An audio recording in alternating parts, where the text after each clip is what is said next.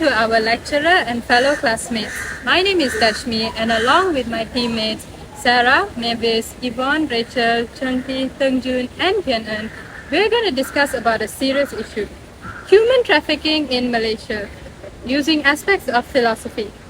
Human trafficking, as defined by the United Nations Trafficking in Persons Protocol, is the recruitment, transport, transfer, harboring, or receipt of a person by such means as threat or use of force or other forms of coercion, abduction, fraud, or deception for the purpose of exploitation. Trafficking is always exploitation in terms of a person's emotional vulnerability or economic hardships. Given Malaysia's vast economic opportunities today, it is a popular destination among migrant workers from Southeast Asia and South Asia, which constitutes more than 30% of Malaysia's workforce. In tandem, Malaysia is also unfortunately a destination or transit for human trafficking and smuggling. According to a report by USAID, many migrants from Asia make their way through cities all across Malaysia, with Kuala Lumpur being the most cited destination. Malaysia falls under Tier 3 of the US Department's annual Trafficking in Persons report, which reflects our failure to comply with the minimum standards for eliminating this issue. Hence, we chose this topic because what freedom are we to find when our restless minds are enslaved under the chains of human trafficking? It is appalling to know that there are Malaysian officials who assist organizations that conduct human trafficking just for the sake of money. Now, even though the government has detained and looked into the involved officers who colluded with human trafficking members between May and October 2020, these accomplices were ultimately exonerated due to the flaws in the legal system in the first place. Now, due to factors such as economic need, political strife, sex-based tourism, etc., this crime has been growing to the extent of 700,000 to 27 million people being trafficked a year. Now, according to Bradley Miles, the Chief Executive Officer of a non-trafficking, non-profit organization named Polaris, human trafficking is a 150 billion a year global industry, which shows that the effectiveness of any policies to curb the issue may be undermined by this strong monetary incentive. Now, the pandemic has also worsened the situation as it limited criminal justice operations by temporarily closing court proceedings. This encourages more human trafficking organizations to continue engaging in this with Malaysian institutions. In 2019, the former Deputy Prime Minister was charged with 40 counts of corruption for allegations of receiving kickbacks in visa issuance contracts for foreign. Now this further solidifies the need to increase awareness on human trafficking. Human trafficking affects people of all races, religions, and education. It often results in mental health disorders and life-threatening infections. Omna Srini Ong, the founder of Engender Consultancy, stated that Malaysia needed to exert more effort to stand against human trafficking, an effort coming from both the government and the rest of society. Malaysia then set up a separate human trafficking court in 2018 in an effort to lessen the prevalence of the crime. Prime Minister Muhyiddin Yassin also said that the federal government has pledged to fix this issue by 2020. Human trafficking cases have then decreased in 2021 due to the efforts of the Malaysian government, such as hiring 2 volunteer victim aid professionals to help more than 100 victims, and the Malaysia Airline Berhad and the Stop Human Trafficking Association signing a memorandum of understanding. Overall, these are the objectives we look to achieve for this assignment. First, raise awareness on human trafficking issue in Malaysia to ensure the public can take precautionary steps to prevent themselves from being a victim. Next, give suggestions on how to combat human trafficking in Malaysia through various methods and campaigns. Finally, to identify the numbers of human trafficking victims in Malaysia and the social, political, or economic reason behind these numbers to enable the authorities and public to be aware of the most affected area and the probability of this issue occurring within their communities. Upon conducting a survey with 65 participants on human trafficking, we discovered that there's rampant misinformation regarding the issue of human trafficking. A majority of the participants were unaware that Malaysia is amongst the tier 3 countries for human trafficking and presumed that only certain income groups fall victim to trafficking.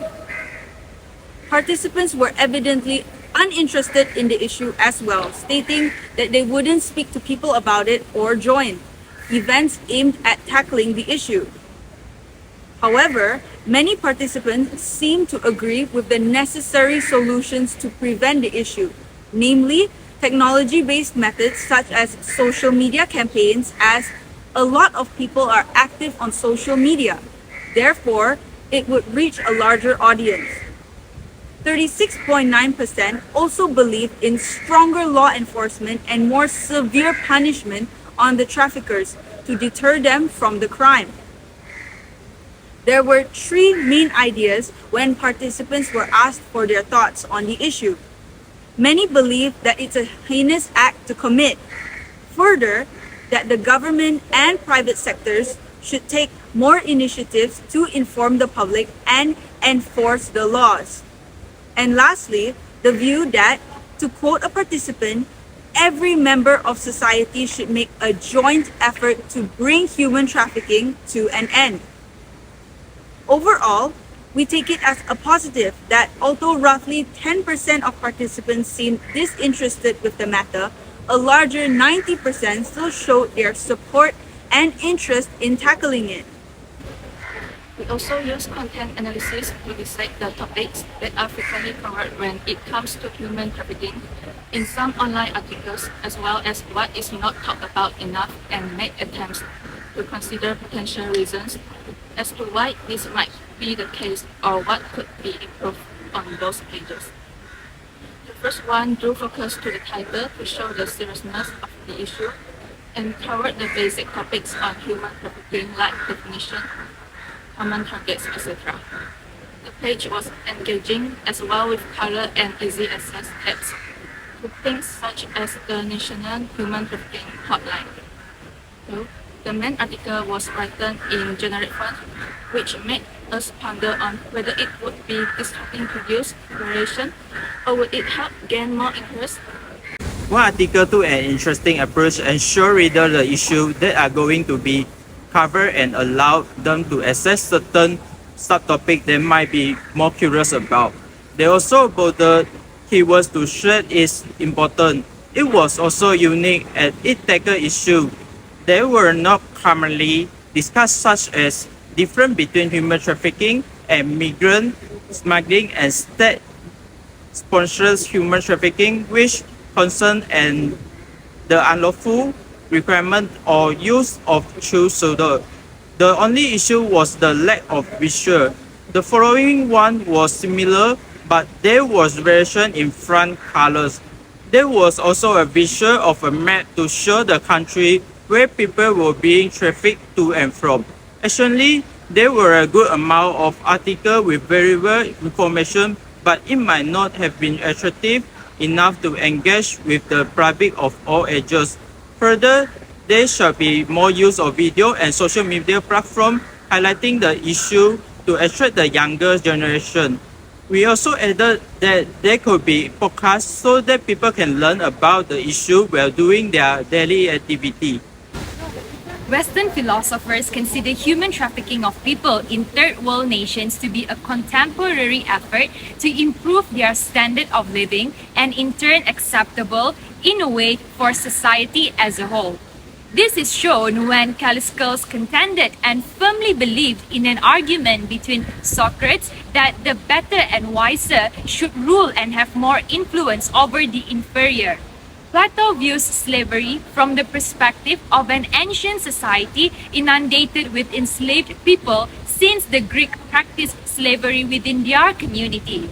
This seems to be opposed to modern views, especially the Human Rights Act, which strives to defend the rights of people everywhere. The Western philosophy has shown great support on human trafficking, and one of the prominent philosophers, Aristotle, has rationalized slavery through the concept of racial and oppressive practices which have been spread throughout the Western civilization and the scientific world. Furthermore, Aristotle has also introduced the concept of social hierarchy, which distinguishes the society into those who are intelligent and those who are incompetent. Therefore, the aristocracy school of thought illustrates how a government who is given the authority to control the country may abuse their power and thereby degrading the lives of the society as well as adversely affecting the general welfare of the people. This is analogous to the issue of human trafficking, whereby those with greater authority, which is often considered as intelligent and brilliant, could abuse their powers over the vulnerable merely because the latter is considered as better off in a servile manner. In a nutshell, it is evident that the Western philosophers show a tremendous support with regards to human trafficking. However, this does not necessarily mean that their school of thoughts are applicable throughout the whole world, as some countries may not support the idea of human trafficking, particularly where religion plays a vital role in maintaining the mechanism of a country. As a result, in general, human trafficking should not be rationalized in any ways whatsoever because it is a crime which could hinder the proper operation of a country and adversely affect the lives of the people. Thank you for listening.